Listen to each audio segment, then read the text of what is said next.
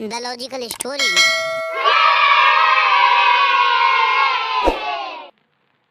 बहुत समय पहले की बात है। एक ऊँट था। उसे दूसरे जानवरों की मजाक बनाने की बुरी आदत थी। वो हमेशा दूसरे जानवर व चिड़ियों की शक्ल सूरत की मजाक उड़ाया करता था। उसके मुंह से कभी किसी जानवर की तारीफ नहीं निकलती थी। एक दिन उसके दिमाग में शरारत सूझी और वो जानवरों की मजाक उड़ाने निकल गया। रास्ते में गाय मिलती है। ऊँट गाय से कहता है, जरा अपनी शक्ल तो देखो, कितनी बदसूरत हो तुम। हड्डियों का ढांचा है सिर्फ तुम्हारा शरीर। लगता है तुम्हारी हड्डियां खाल फाड़ कर किसी भी समय बाहर निकल आएंगी। इस बात पर गाय खामोश होकर सर झुका लेती है।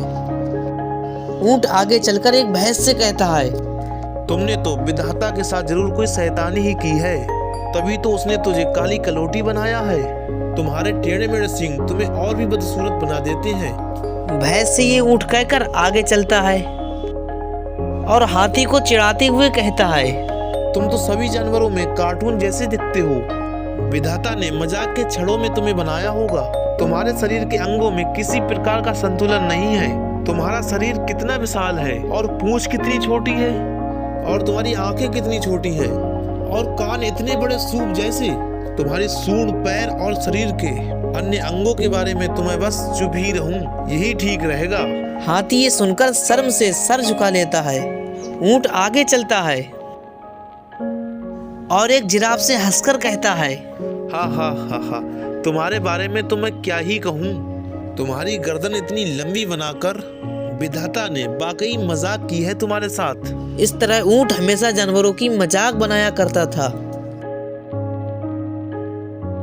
एक बार ऊँट की मुलाकात एक लोमड़ी से हो गई। वह बड़ी ही मुंहफट थी और किसी को भी खरी बात सुनाने में नहीं हिचकती थी।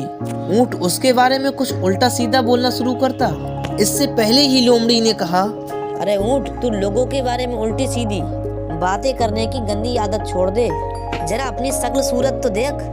तुम्हारा लंबा चेहरा और पत्थर जैसी तुम्हारी आंख, पीले पीले गंदे दांत, टेढ़े मेढ़े भद्दे पैर, और तुम्हारी पीठ पर ये भद्दा सा कुबड़।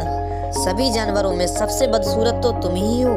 दूसरे जानवरों में तो एक दो खामियां हैं, पर तुम में तो बस खामियां ही खामियां हैं। लोमड़ी की खरी बात सुनकर ऊँट का सर शर्म से झुक गया। वह चुपचाप वहाँ से खिसक गया।